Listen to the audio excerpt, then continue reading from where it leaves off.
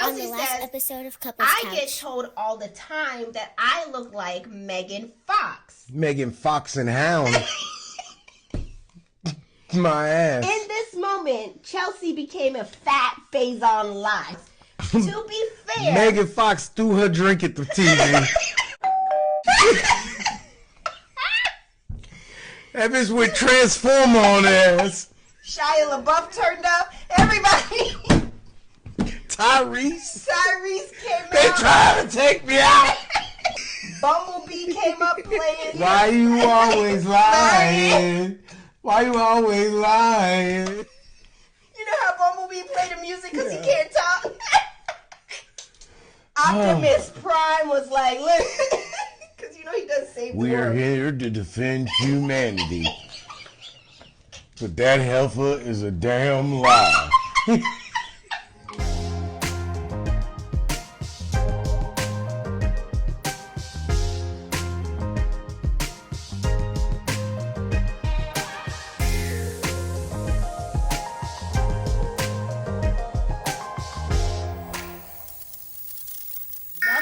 Loveisblind Season 6, Episodes 7 through 9 review. This is Couples Couch with Pat. And I'm Cam. Let's get into the train wreck that is Loveisblind. Lots to unpack, so let's just dive right into it. You ready? Let's go. If you are new to our channel, welcome. If you are not new, welcome back. You know what I'm about to say. We do not get into the nitty-gritty details of everything that happens in the episode unless we see fit, and we may see fit, right? I hope not. So let's go ahead and get into episodes 7 through 9, but we're going to do this couple by couple. So let's start with Jimmy and Chelsea. The show opens up with Chelsea and Jimmy the next day after the mixer, and with Jimmy apologizing about acknowledging her feelings about her being sad and hurt and feeling some kind of way about his interactions with AD. Right? Couldn't have been me. I mean... They would have showed the next day the stewardess telling me, sir, it looks like you're in 23B. And ma'am, you look like you're not on this flight. They put her on Spirit. Next, the couples meet up for a beach day mixer, right? Yep. Chelsea shares with the girls that she had sex with Jimmy, and it was needed for them to get closer together. She said the floodgates were open, and she was receiving, and she was giving, and they were taking, and it was receiving, and she was giving, and she was taking. And it was a whole lot of that. I hope they were protected. Laura and AD also share in that moment that they had sex with their guys as well, and they all laugh and scream, and it was like, ah, we did it, right? Meanwhile, Jimmy is at the buffet eating up every taquito he can, so nobody else can get none, so much so that he said he bit his lips so hard trying to eat it that he was spitting out blood. I was going to ask, do they feed you at Loveisblind? But clearly they are feeding you. Don't ask that question unless you want to get hit with a lawsuit. Clearly they are feeding you, but so much that you got to be biting your lip and spitting out blood, Jimmy? I only ever see people eating like that after they've been doing... You got a point. He almost bit his finger off trying to eat that taquito. Like, he said he was trying to eat up all the taquitos at the buffet. Before anybody else saw him. Right. But I ain't mad at you because when we were in Jamaica, I tried to do the same thing with the bacon. You was eating up all the bacon. I had a whole plate of bacon looking at the ocean by myself. I went down to breakfast by myself. In episode 8, they are now living in their shared apartment in Charlotte. They visit each other's places to see how each other are living. Chelsea has a roommate who Jimmy says may be too much for him. She's too much high energy, and he couldn't move into Chelsea's place. No. Meanwhile, Jimmy has a studio apartment of his own, and he says that I guess 2 people could live here. It's kind of small for 2 people, he says. He's like, but if I have meetings, I guess you could just... Go get coffee. I'm like, why I can't just be quiet? Like, Because why? you don't know how to be quiet. I'm not going to say nothing to her. After she acted, you take it, I'm out. Yeah, she's a wild individual. I don't know who you think you are, but Abraham Lincoln freed the slaves long ago. I'm not gonna take nothing. Couldn't have been me. Could have been. Good thing she didn't pick Kenneth. Oh, wait. Before we get there. Next, Chelsea's friends come over for a visit at the shared apartment. They talk about the process. Chelsea tells her friends that Jimmy saw a picture of Jess, and that worries her a little bit because it may be messing with his mind because she is so stunning from her pictures that he saw. The only thing he's messing with is little Jimmy. Chelsea then mentions that Jimmy hasn't even kissed her all day. This is what she tells her friends. Next, they ask... Did you brush your teeth? You know, people be, he didn't kiss me all day. You walk around here with yuck mouth. Halitosis. Stop. Next, they ask Chelsea if her and Jimmy have taken it to the next level. They mention that they saw Jimmy's shoes in the house, and they do look like big shoes, so they just want to know. Pause. I don't want my friends asking me about my man's... Like... Go ahead. Sit down. I just think it's inappropriate. That's just me, though. I'm like, it's just awkward that you're asking. God damn that. You better tell him. Stop. I had to go to therapy when I first saw it. Doc, I don't think I could take it. Next, Jimmy comes downstairs because he works from home. So he was done with his shift, and he came down. All right, y'all got to get out. He didn't say that. I heard y'all down here cackling. Get out. He was like, he came down to meet them, and Jimmy was like, do you mind if I tell them the story, what you told me that you look like? And she was like, oh, I don't care. Jimmy stopped people in the street. Y'all look like such a cute couple. Well, the funny story is, this one told me she looked like Megan Fox. He's going to tell anybody that's willing to listen. I would too, because she's a liar. Jimmy said, Chelsea told me that she looked like Megan Fox. And her friends were like, yeah. And we found the culprit. These are the ones that have been gassing her. And Chelsea was like, tell him, what do I always get on the plane? That people say I always look like on the plane. Tell him. And she was like, Carrie Underwood? And she was like, the other one. And she was like, oh, Megan Fox. Like, she had to bait them into saying, yes, she looks like Megan Fox. And just, them ain't your friends, Chelsea. Jimmy's still looking like y'all all a fat face. Who do I look like to y'all? Brad Pitt?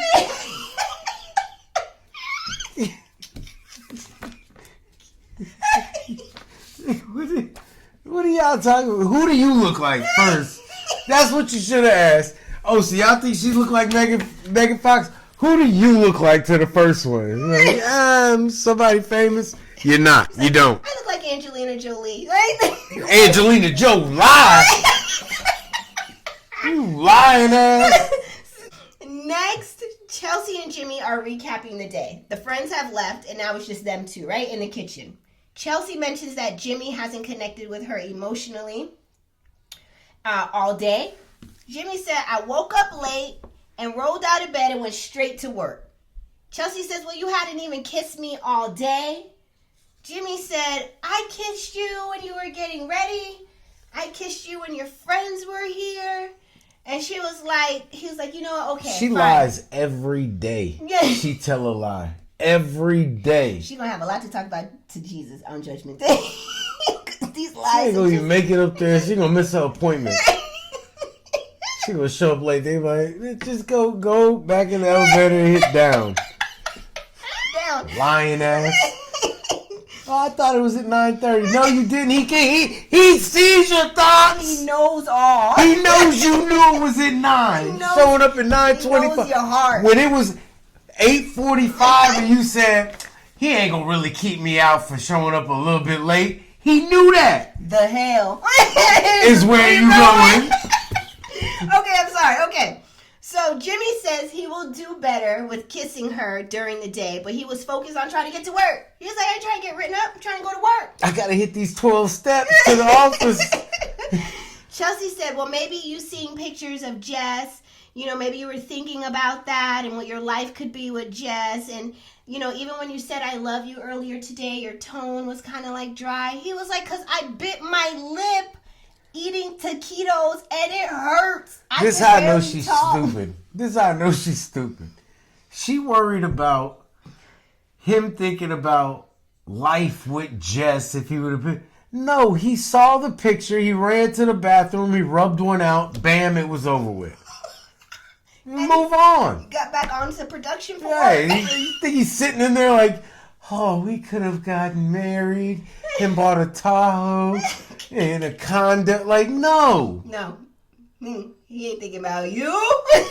Yeah, he's like, I could have had a 5'6" girl, but I like my women 6 foot and taller. You fit right in.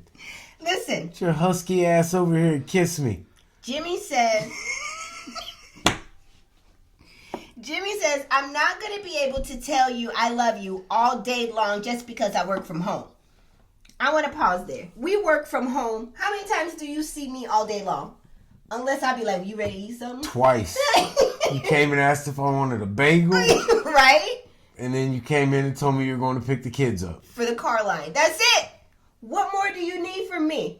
All day long. Like I could have done without you coming back and telling me you were going to pick the kids up. The bagel one was cool. Because you wanted the bagel. Right, outside of that. Einstein bagels. He's like, you want to get one? Shoot, give me one too. You can or cannot come out there and say hi. It doesn't matter, but it don't even have to be like that. It's not like that literally every day with us, but we don't require you to be like, you didn't give me a kiss today. You didn't tell me I love you today. So that's where Jimmy was. He was like, just because I work from home don't mean. I'd be like, what the hell is wrong with you? I'm going to tell you I love you all day long. Is it that time?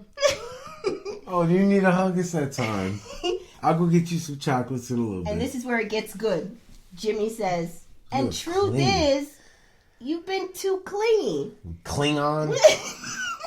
Chelsea immediately cries, clingy. Clingy, you say? I don't ever want to be with anyone who says I'm too clingy. And then Chelsea says, you didn't kiss me once today. You never tell me you love me. Now it's you never tell me you And here love come me. the other lie. And you're creating problems since you've seen Jess's pictures. She said, I just sit and watch your show with you and then went upstairs with you and had sex. So time out. There's a lie. You just said he ain't kissed you all day. So he just beat it from the back? Wait. That's what she would have us believe. Y'all had sex but didn't kiss.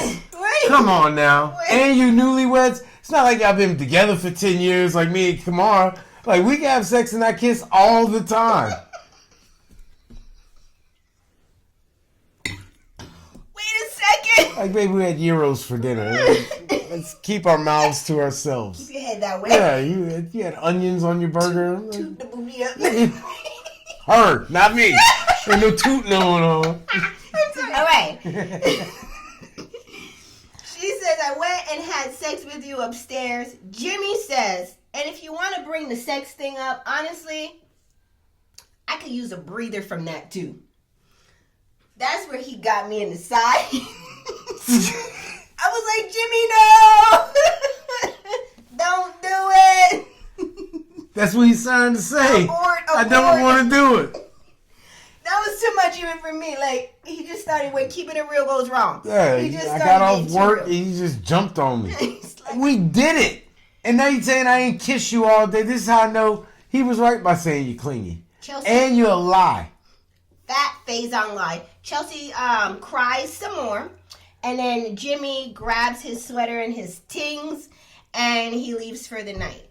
My question to y'all is, do you think Chelsea is too clingy and insecure? Yes. Couch Potatoes, drop your comments in the comment section. We want to hear from you as well. I agree. Clingy, She lies. insecure, delusional. A liar. She might need... Jesus. Okay, that works too, of course. And Buddha.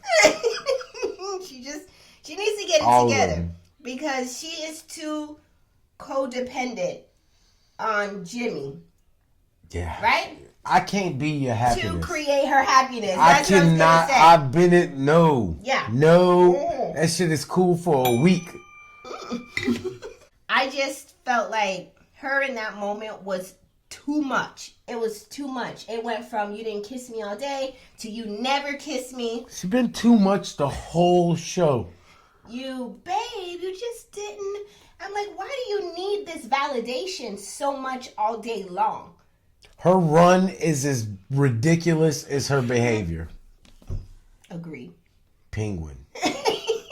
Agreed. Next, Jessica meets up with Laura for lunch. Jessica shares that she left the pods and went back home and took 2 days to herself and then texted her 11-year-old to say she's back. Pause. What kind of parenting job you got? Because I'm trying to sign up for that same plan. Because the one I got is full-time, 24/7. I'm about to say, you want to be a bad mother? I'm just kidding. I said it, America. She's a bad mother. Jessica, that is. Not me. Yeah.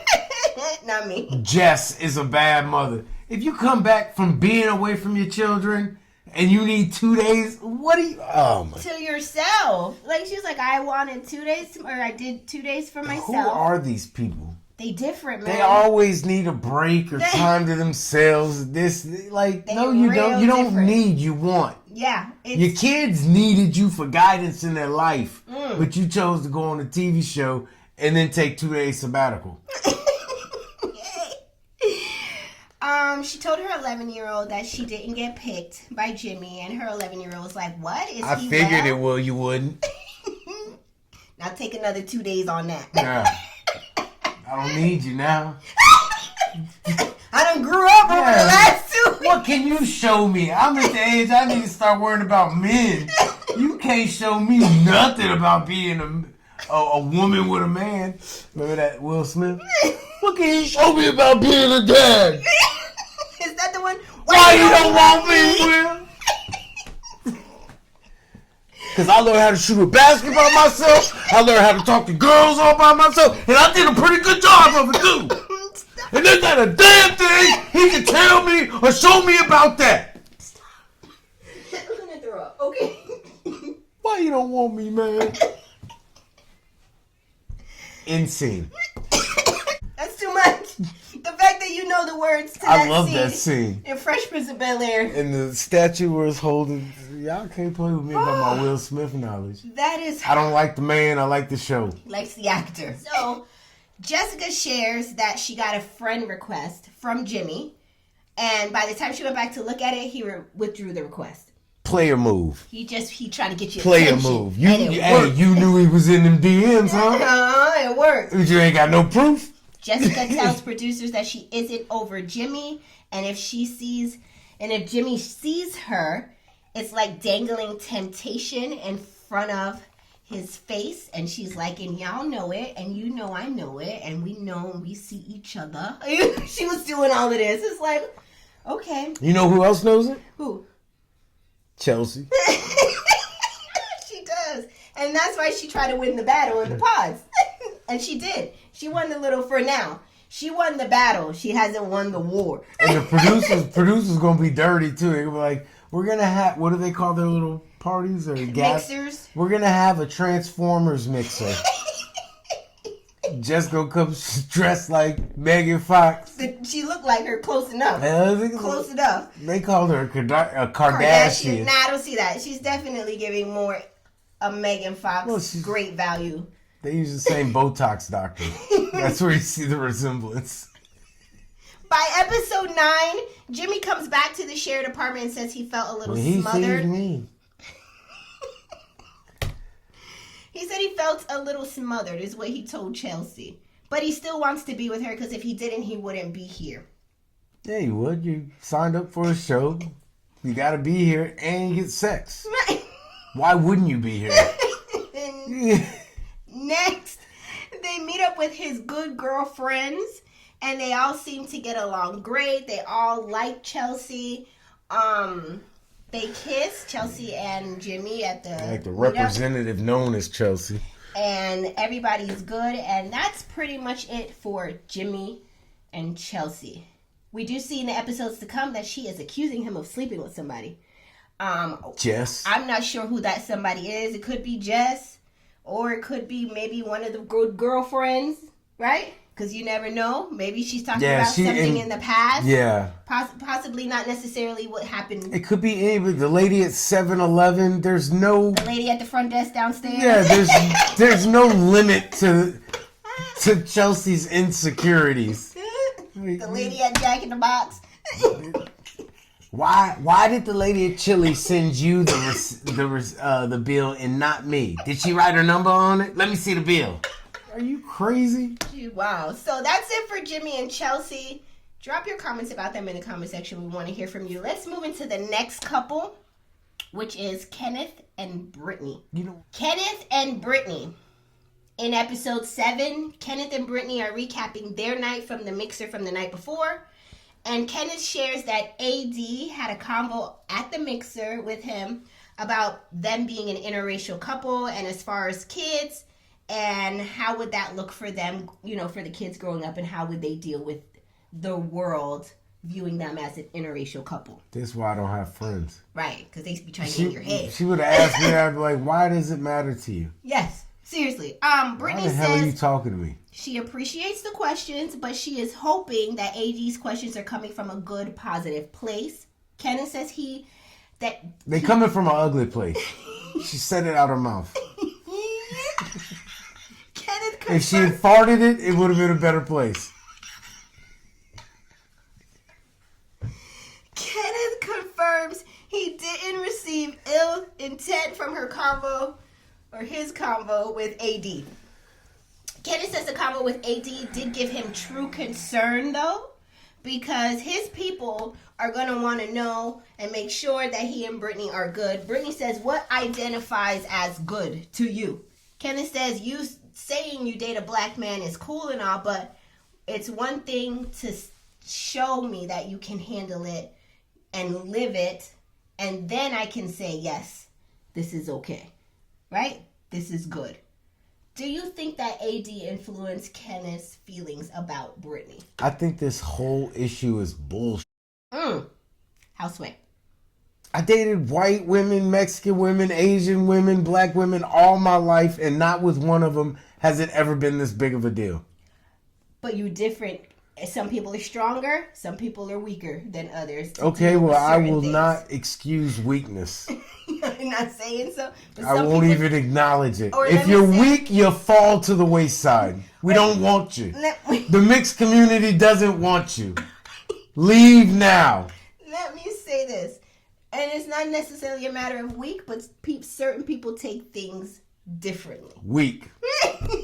They talk. They had a whole conversation about what other people are gonna say. They ain't gonna say a damn thing if you don't got a problem with it. Right. You should stand on business because if this is who you love, then this is who you love. Yeah. Right? It's not a matter of what your people are gonna be concerned with, and do they think you're gonna be good? We are good. Like, are you coming over tonight? Are you coming over tonight to get in bed with us? Then why the hell are you worried about us? All true. Next, Kenneth and Brittany go for a boat ride, and it's a whole lot of silence. He ain't saying much or nothing, and she don't look like she knows what to say at this point. Kenneth sees some dolphins swimming by or whatever, and then that's when his silence breaks, and he gets on a little tangent about how much he loves dolphins, and he had a dolphin keychain, and he did the dolphin kisses, and he's so excited about dolphins. And then boom, again, the boat ride goes silent. He says nothing more. It's giving kind of awkward energy. Flipper. In this moment, Brittany tries to break the ice a little bit more, and she says she enjoys physical touch, and she just tries to find out, like, through him, like, do you enjoy physical touch? And he was like, yeah, it affirms people. In episode 8, they are now living in their shared apartment, right, in Charlotte. They receive their phones back. Brittany's unpacking immediately. Meanwhile, Kenneth is deep into his phone. He says he missed his device so much. He tuned into his phone so much that Brittany says, don't be on your phone so much. Like, she's trying to give him the hint, right? He's like, I got emails I got to respond to. And he got to respond to his mentor.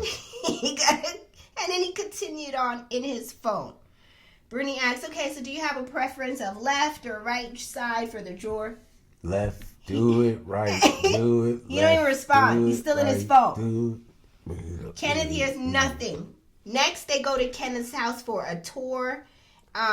They see the fridge and the pantry empty. Ain't nothing in there, barely. We know that's a lie. They take a moment to sit down and talk. And the whole time, Ken is still scrolling through his phone, right? As she's trying to have a deep conversation with him. She's saying that she noticed that ever since he came back from vacation, his peace isn't the same. You know, he's very, like, what's the word I'm looking for? Lame? It's not the word I'm looking for. Goofy? He's distracted. He's very much so distracted. Clownish? Ken says that he feels like Brittany is overanalyzing things and he wants to be given the same grace that he gives her and for just one day, get to a normal place. Have I been like that before? One day? Right. One day. No, it's not one day. It's the fact that I bring it up and your dumbass don't catch the hint. Right. Are you in charge of teaching kids? He is the principal at the middle school. You act like them. You act like a middle schooler. Yeah, he was. That's what happens when you talk to a child. They're on their phone. And you know what you say? What'd you say? Put the phone away or I'm going to throw it away. I'm not having a conversation with a grown-ass adult that can't pick his head up from his phone. Are you an idiot? It's true. Yo, you realize you ain't never going to get a girl like this ever again. In life. You got lucky she couldn't see you. Yo, I like her the best. I do. Low key, I think, in my opinion, I think Brittany is the prettiest on the show. And that's with and without makeup. She is very pretty. And I loved her personality. And she thick. Well, hold on now. Listen. I mean, not thick like AD thick, but I mean, she's not Jess, is what I'm saying. Right. She has some curves to it. There you go. Yeah, she has some curves to it. Okay. So my question is for y'all. I was not pushing up on that lady. If you know, like I know, you shan't. I feel like Jimmy right Shouldn't now. and can't. I feel like Jimmy. Hey, did you hear what she said? What he said? He said Brittany is thick. Hi, my man likes Brittany.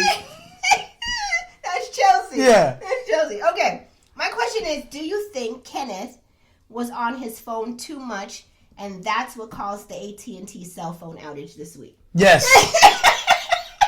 This man used up all of everybody's anytime minutes. All the data. Texting his mentor. I think that Kenneth forgot that he was on a TV show and that he was just so locked into his phone that it made it to where even if he had a dog in the fight, he kind of set himself back a couple I think steps. Kenneth is a lame in real life. It got to a point where he didn't have nothing else to do. He was so uncomfortable with being around another woman that he resorted to going through his phone to escape to. To ease it. Yeah. Ease the awkwardness for him. Okay. I think he's just goofy like that. Some guys just can't be around women. Yeah. Like why else would you? I don't get it. I don't know. But and it's brand new. It ain't like they've been dating forever. I'm sorry for cutting you off. It doesn't make sense to me. It's been only a couple days since they've been back in person. So Kenneth and Brittany are back in their apartment talking about the status of their relationship. Brittany says compared to her past relationship, she feels like she just doesn't have a craving for him.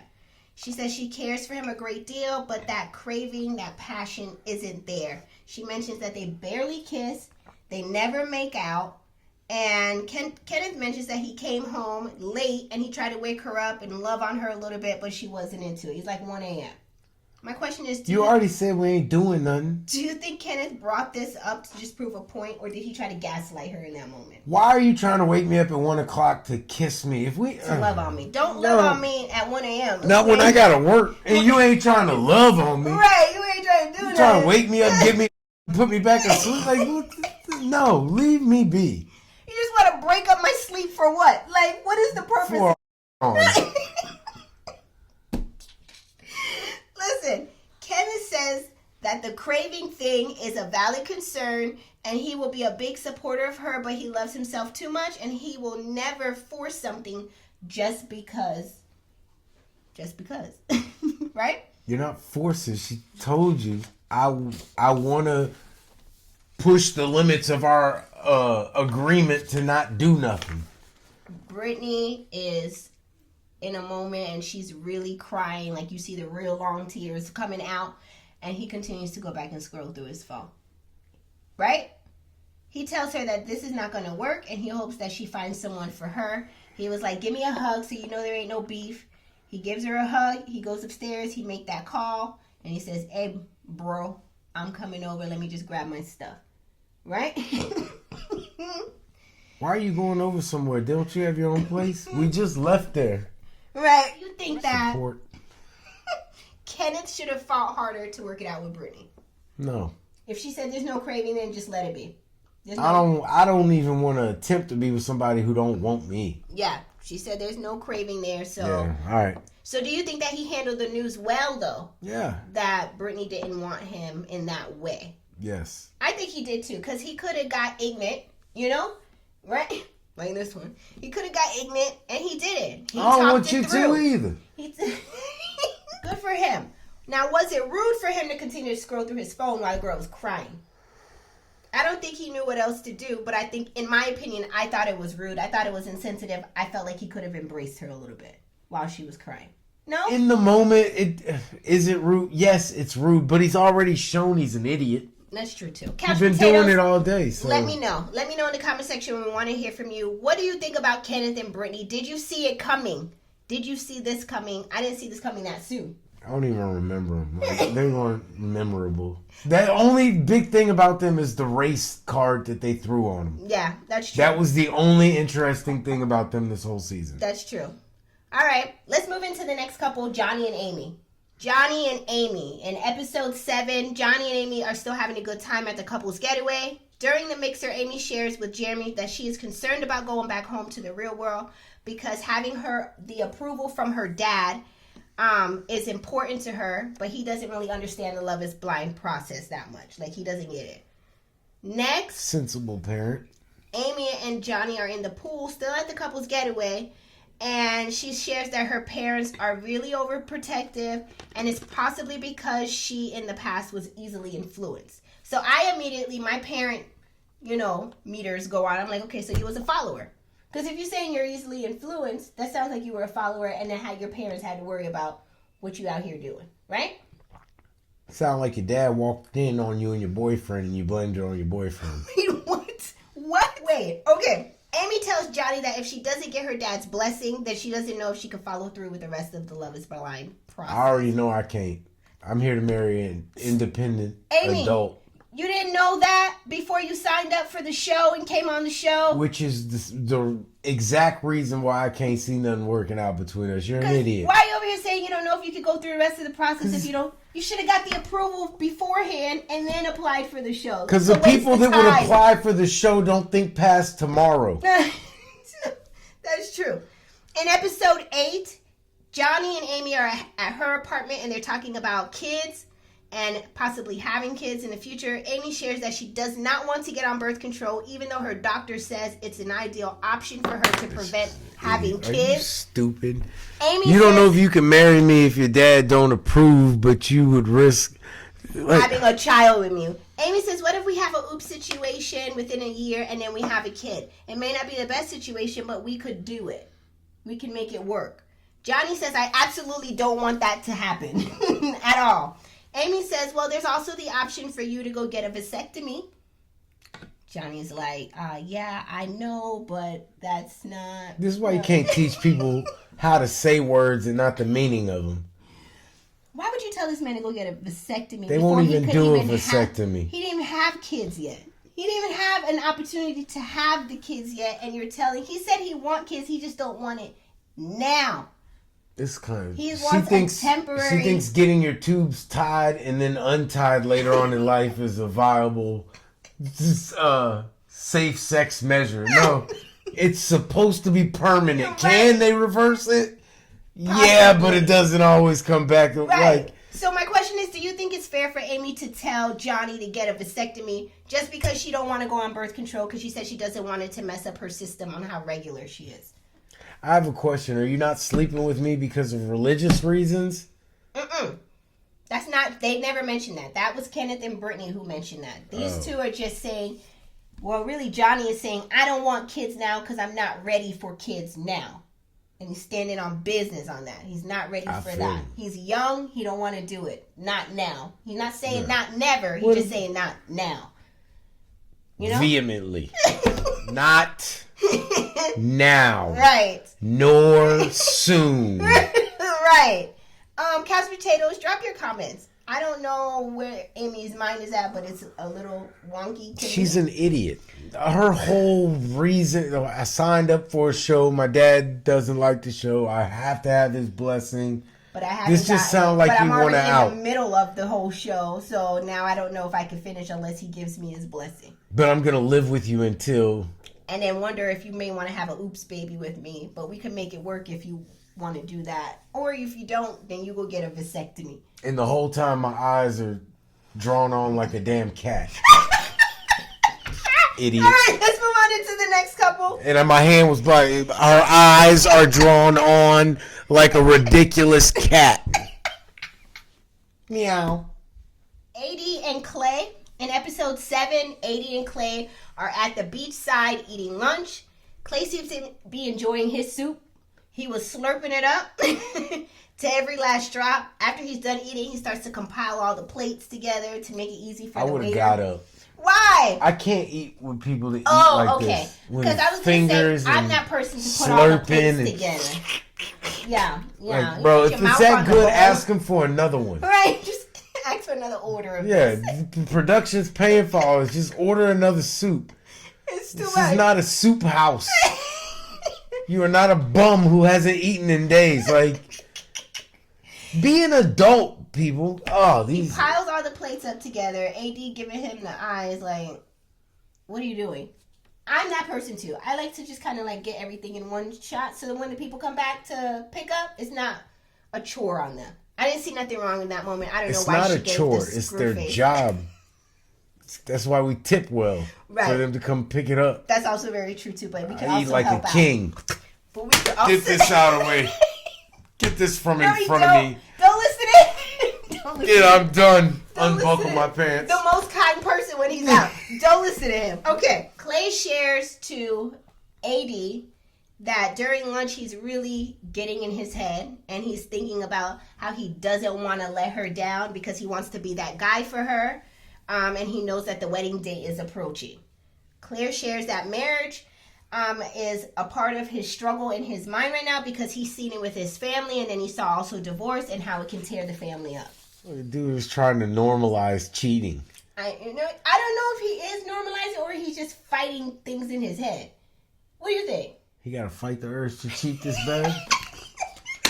It's not a... I just asking a question. That's got to be at least a yellow flag. Like, if she's not seeing red flags, maybe she's colorblind. Can we do it green? Maybe. People that can't see red, can they see green? Or is it blue? I don't know. Maybe or blue. Get her them glasses where you can see fix color blindness. Maybe blue. Because all these red flags she's not seeing. In episode 8, they are now living in their shared apartment. While in their apartment, Clay shares his thoughts again on marriage and how he doesn't know what it looks like to be faithful in a relationship. You didn't watch the Cosbys? Based off of what he's seen growing up. You didn't watch the Cosbys? Growing up? What did you watch? I don't know. So listen. Family Matter? Listen. Carl? Carl? Yeah. Listen. He mentions that his dad even took him on infidelity trips. And his mom to this date doesn't even know. Well, she knows now. I'm not going to pay for your daddy's parenting. I'm going to let you know right now. Just because your daddy was don't mean you get to act like that with me. Clay says that even certain celebrities that he looks up to aren't even faithful. And he's like, so who looks up to celebrities? I know. These people of the world. Yo, do you realize people read into your words? They don't just go with the words you put out there. Like, when you make a sentence and formulate that into a paragraph and build upon that into a story, people read into that. 1,000%. Like, they're not going to just go with what you're saying. All this stuff you're saying, we read into it. You're normalizing cheating. Like, yeah, you're giving yourself an excuse up front. That's what you're doing. That's what you're feeling like. Okay, well, listen. He says that he would like to go through therapy with her and try to talk his feelings out on this. Do you think that Clay is going to be able to fight the demons that he has as it relates to infidelity? We already know his stance. Couch potatoes, let me know yours. I know your answer is no. You don't think he's going to make it. Demons insinuate you're doing something you don't want to do. All indications show you are setting up the track that you want to run your motorcycle on. Clay tells AD that he does love her, but there are demons that he has to fight with. And then we see them go to Clay's house, and AD is taking a tour of Clay's house. And Clay said, I would absolutely be willing for her to move in here so she can put her woman's touch on my place. Okay.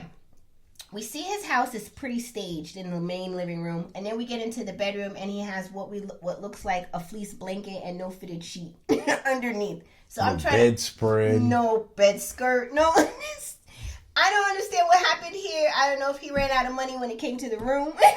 But the bedroom didn't give what it was supposed to have gave. At least the mattress did, you know? My bedroom looks and like box that. spring. Yeah, and he is a young guy too, so we can understand that. My thing too is, did y'all notice that we did not see AD's place in this season or these batch of episodes? I don't know if they plan to show it in the future, but I did notice that they did not show AD's place. Maybe she ain't got no place.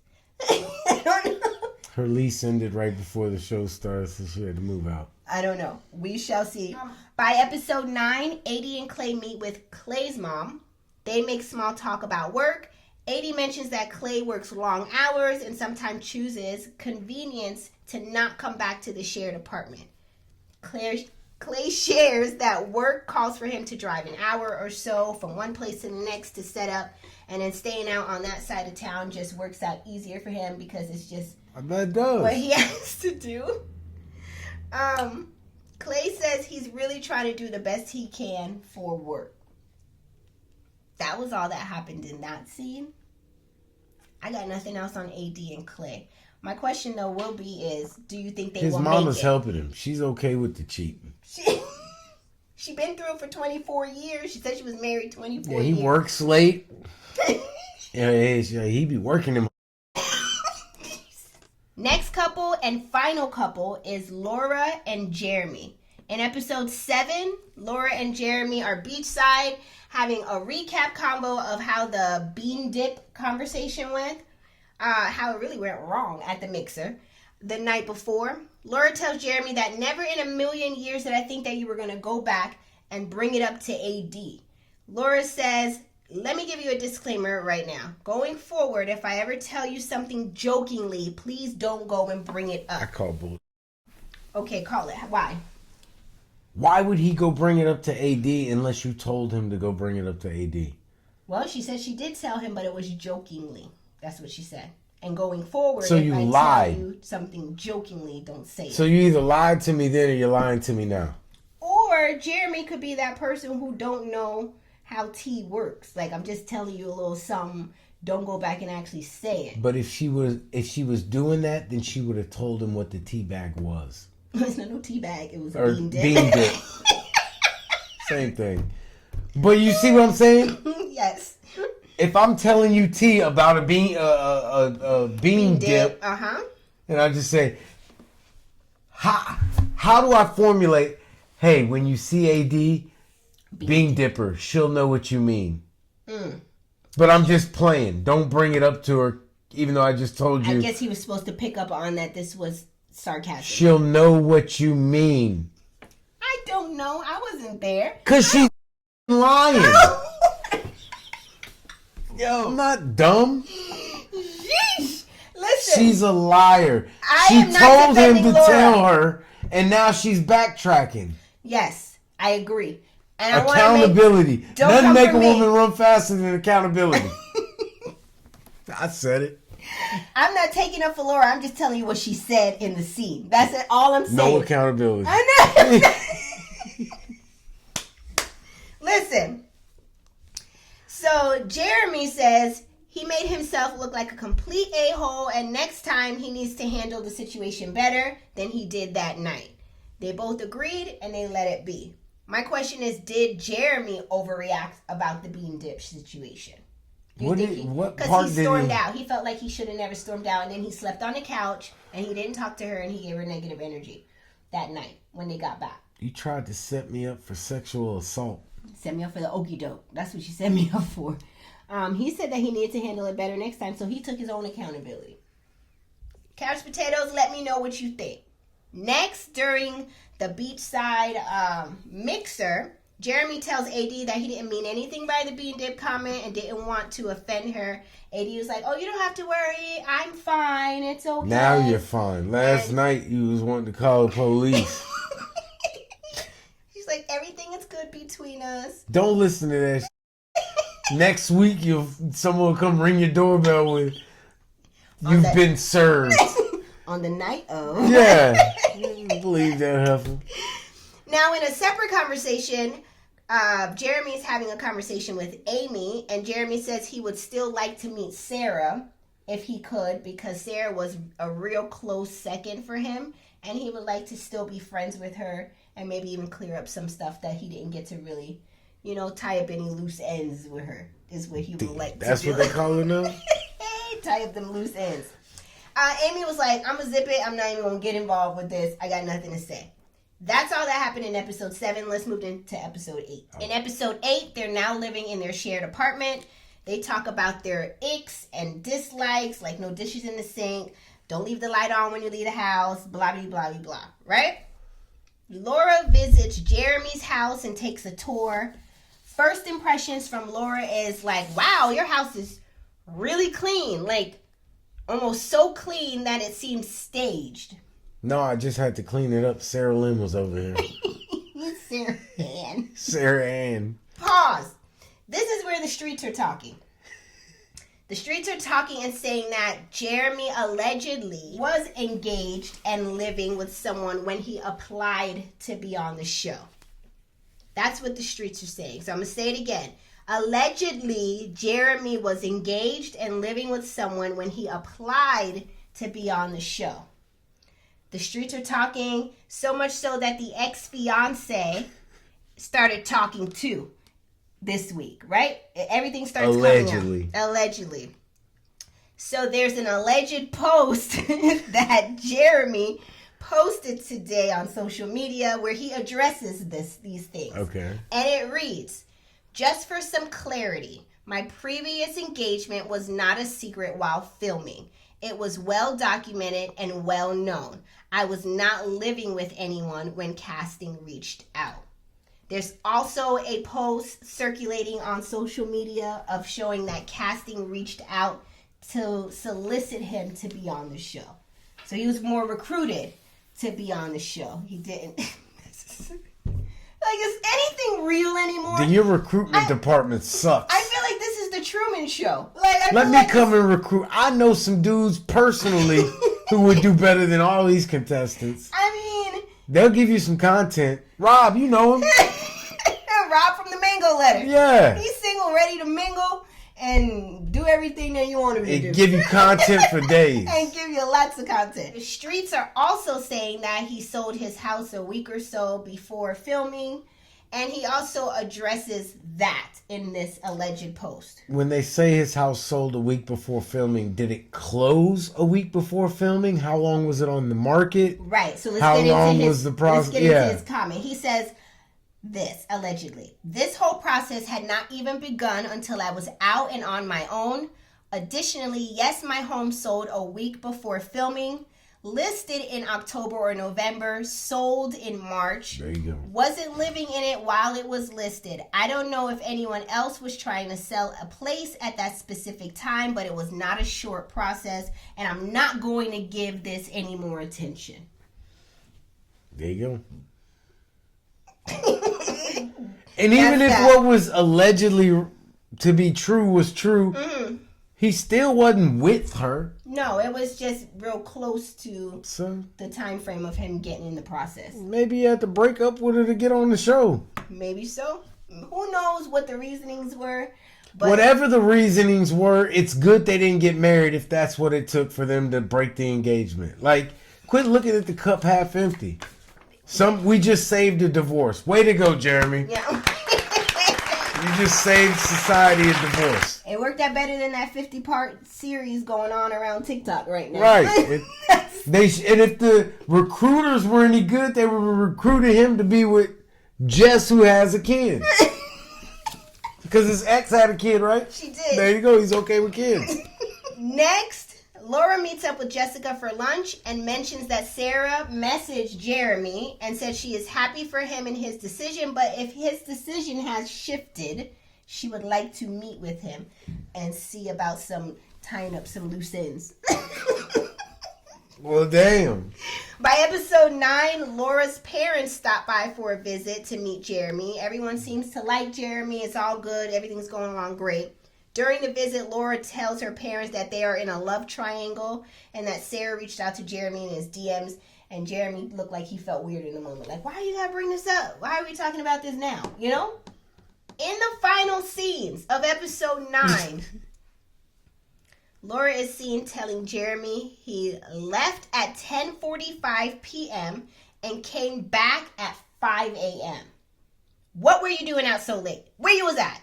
What you was doing? Who leaves the house at 10:40? Well, I'm old, so maybe. Right. 10:45 is the new 12:45 a.m. for me. Come on, like, you leaving the house at 10:45, go where? 7-Eleven? Jeremy said he was out at one spot, like a bar or whatever, and then heading over to another spot with friends when one of the guys from the pods texted him and was like, yo, just so you know, Sarah is over here at this spot. And then Jeremy was like, well, I was about to not go, but I was like, nah, I'm not going to have nobody not let me go where I want to go. So he went. He says he arrived. Love should have had you not go where you were going. He said he arrives at the spot. Yes, he arrives at the spot and sees Sarah. She comes and gives him a hug and then walks off. So he's like, well, what was that about? Like, no, let me go talk to her. He's like, I went and talked to her in efforts of not dragging things out to make matters worse. I just wanted to tie up some loose ends. Jeremy says he hung back and talked to Sarah. Who are these people? You didn't think it was a setup? A.M. You just left the show where all these people know each other. You think you can secretly do some stuff? And I feel like producers are probably baiting you. Hell yeah, they are. Go talk to her, man. Talk to her. Yeah, you don't want to let this. You don't want to let this go. You're in the bar anyway. Yeah, you don't want to let this fester for a long time. Just go and tie up some loose ends, and we'll film it from outside the car. So Jeremy said for Laura not to worry, he shared his location in the middle of the night to her phone. Laura said, what do I need your location for? What am I supposed to do? Sit there and look at and track your car, where your car is going? Like, what is the purpose of you doing that? And then Laura says, and you know, I don't believe you or any of this. And she said, and where were you? Jeremy said, I was in the parking lot.